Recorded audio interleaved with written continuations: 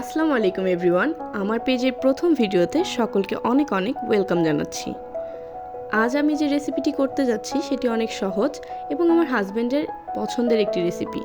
তাই ভাবলাম আমি কিভাবে এই রেসিপিটি তৈরি করি সেটার একটি ভিডিও আপনাদের সাথে শেয়ার করা যাক।